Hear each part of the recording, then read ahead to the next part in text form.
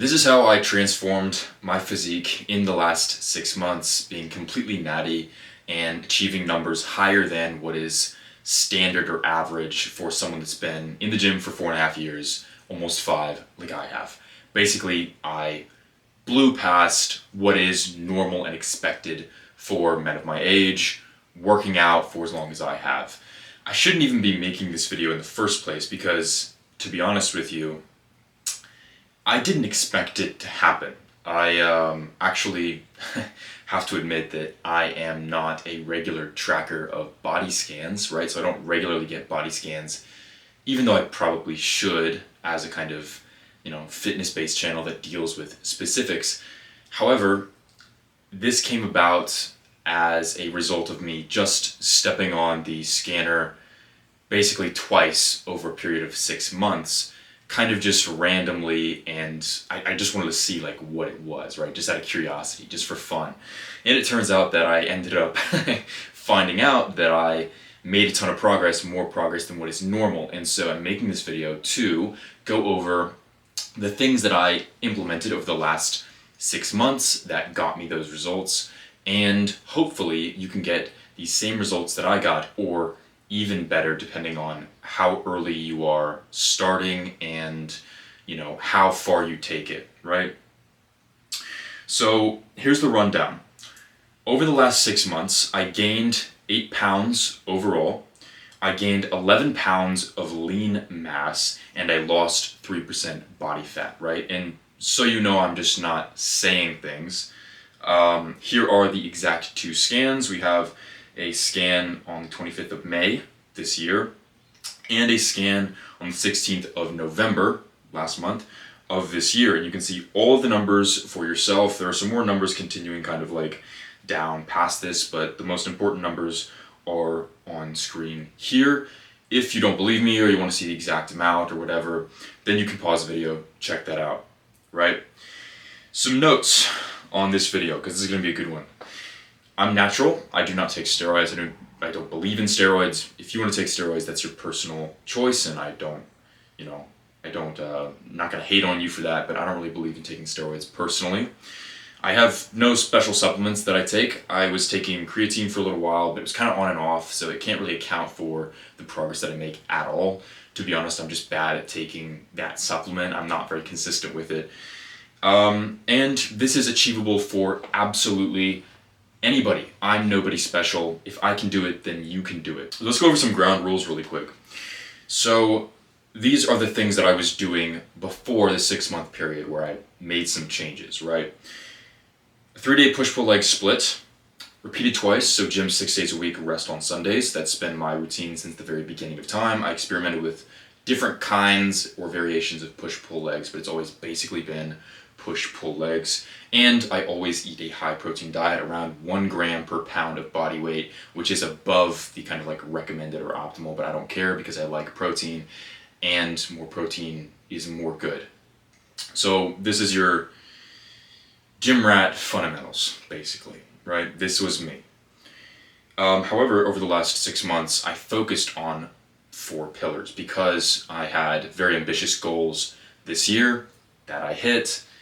I knew I needed to kind of make changes. I wanted to try some more things, and these are the 4 things that helped me out the most and got me the insane results that I achieved. So without anything else, let's get into it. Number 1, go until failure. So I was actually not going until failure at all before I implemented this within like the last year. And that was a mistake. Going until failure is the number 1 thing that you can do to achieve more better results. Basically, in lifting, everything orbits around pushing your muscles hard, right? Hypertrophy, muscle adaptation, all of it hinges around you exercising the muscle, pushing it as hard as you can. When you kind of just stop after your set number of reps, like I used to do, you don't see as many results as if you go until failure. And you might think it's like, well, okay, there's a little bit of a difference because if I do my 10 reps, that's only 2 reps less than if I did 12 and then failed. No, absolutely not.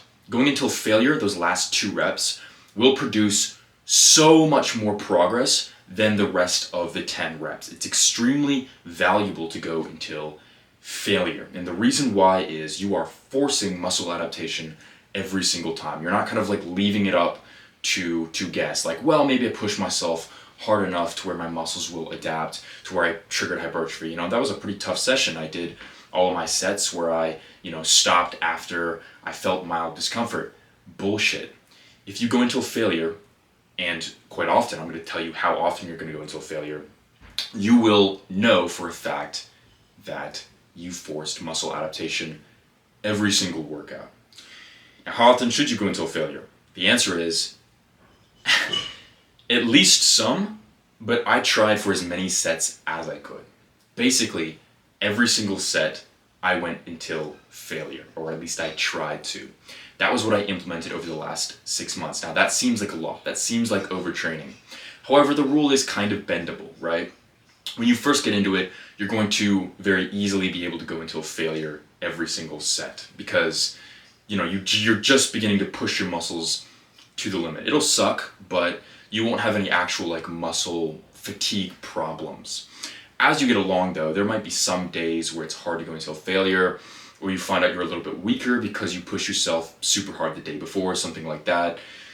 And for that, it's like not that big of a deal if you don't go until failure, right? If there are some sets where you're a bit weaker or where you just want to focus on form, you don't want to go until absolute failure, that's okay. Trust your gut on this. But I tried to go until failure basically every single set, even though it sounds like a lot. It sounds like, oh, it's too much, you're going to be overtrained. I wasn't going to overtrain because I knew my body, and you probably do too, to be honest, right? We have an undertraining epidemic, not an overtraining one. My recommendation is at least you should add failure in somewhere. This kind of shows you how the results stack. Stopping, you get some results, right? These is like the standard, what normal lifters kind of get, right? They push and then they stop after a set number of reps, like 10, 8, 5, whatever. And they don't push themselves past that. Now, when you begin adding in failure, the results jump up by a ton. It might seem a bit like subtle at first, but stacked over time, the results, it blows anyone who just stops after mild discomfort out of the water, right? However, there's another state, and that is absolute failure. And I have not been going until failure. I lied a little bit. I have been going until absolute failure. Now, how do you go until absolute failure? So there's stopping, where you stop after 10 reps. There's failure, where you continue a couple more reps, maybe, if you can get it. And then you get to that last rep where you know, or you think you know, that you can't get any more. Basically, you think, okay, this is the rep I fail at. And then you stop, you put the weight down or whatever. Absolute failure is where you do not relent, you do not give in, even when your brain is telling you, okay, I can't do this, I don't have any more reps in me, I went until failure, great. You force the muscles to contract anyways. You force the muscles to flex anyways and push the weight up inch by inch, millimeter by millimeter. Don't give up or give in, just go until your muscles give out, not when your brain tells you you can't do anymore. That is absolute failure, and that is the best possible place to be. That gives you the most results, and it blows normal failure out of the water as well. This is extremely hard to do mentally and physically. So I don't blame you if you have a little bit of trouble doing this at first, right? It's kind of hard to train up these habits, these muscles, not in the literal sense, but like the habit muscles of the effort muscles of going until absolute failure. So I don't blame you if sometimes you choose not to do failure on several sets, or you find that you can't push yourself until absolute failure, or something like that, right? This is quite mentally hard to do. So I understand if it's not immediately going to come to you as easy. However, this is something that we should shoot for. And because I did shoot for it, I managed to get a lot of results, and I hope that you will too. Number 2 is improve every session. Now this seems kind of like an obvious thing to say, but I found that I was not doing it a lot. And I pushed myself quite hard. Like, I'm not a lazy person in the gym. I got good results, good strength gains from before, However, I found that oftentimes when things got difficult after I had had a season where I was progressive overloading a bunch and then it kind of plateaued, I found that I kind of had a more laid back approach to lifting, and I didn't focus on improving even by just a little bit every single session. The basics of this rule are track everything and improve by at least 1% every single session. That should be your goal from now on. Don't let yourself slide. Keep yourself accountable. I recommend downloading a fitness tracker. I personally use, it's just like a free app called the Strong Fitness Tracker. It's very simplistic. I've used it since the beginning. Not paid by them. I just recommend something like that, right? That way, you can always see your past reps and weight, and you know how to improve upon it every single session, right?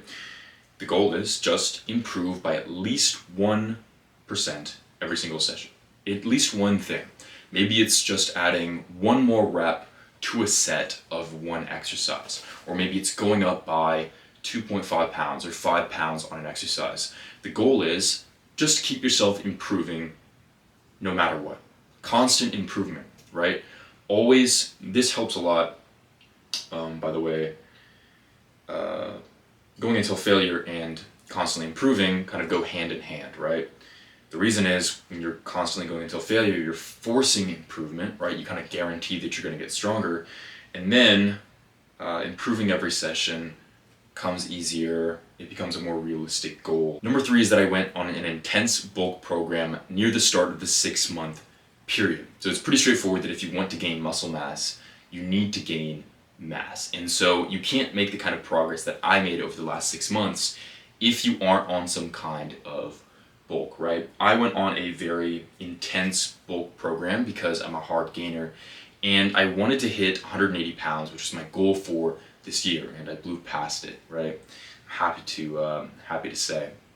The program that I followed was kind of complicated. It comes from this book, The 4-Hour Body by Tim Ferriss. I highly recommend that you pick that up.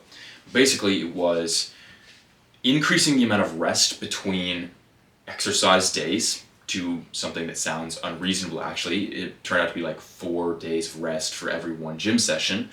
Increasing the intensity of the gym session, so I was going until absolute failure on a bunch of heavy compound lifts, and then eating hella in the off time. So basically all my focus was going into eating a ton every single day, stimulating as much hypertrophy as I could on the days where I did work out, which is like 1 or 2 days a week, and then just having a ton of rest time. It sounded very unorthodox. It sounded very kind of crazy to me.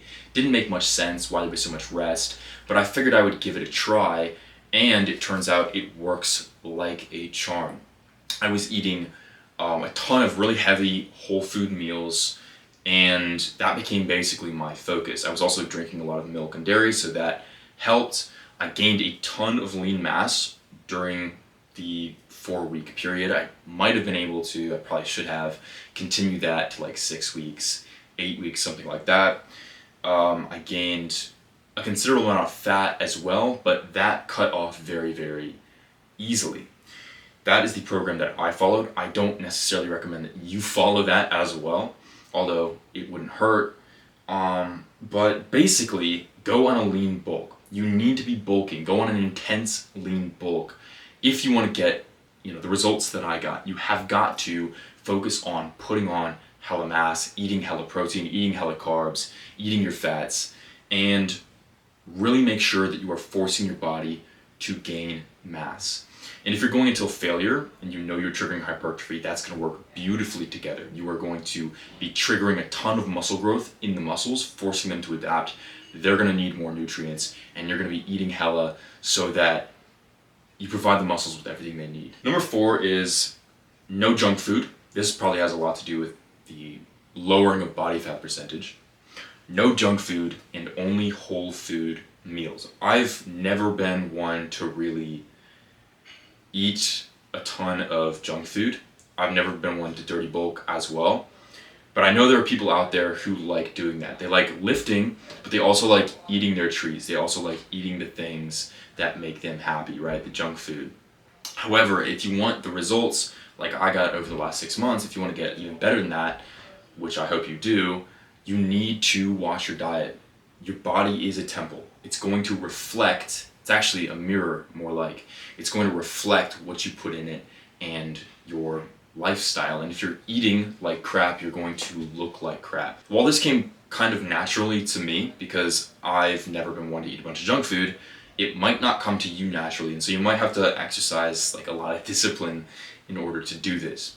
If so, that's okay. Just aim for about 80 to 90% perfection with your diet. Focus on getting enough of the whole food meals so that your body doesn't crave the junk food, right?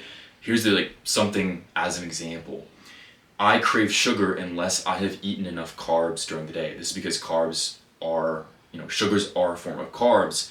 And if you're craving sugar, oftentimes it's literally just your body wanting carbohydrates that you haven't provided to it. Make sure you're eating enough whole food meals, you're eating a ton of healthy foods. Here's kind of like a template of what I ate. Chicken, rice, white rice, brown rice, red meat, natural dairy, lentils, beans, salmon, vegetables, fresh or frozen fruit, although not a ton of fruit because that has fructose in it, but I wasn't eating a whole lot, right? And it's good for you. So I kind of followed this sort of whole foods diet. It was basically just kind of like caveman, ancestral, basic foods diet.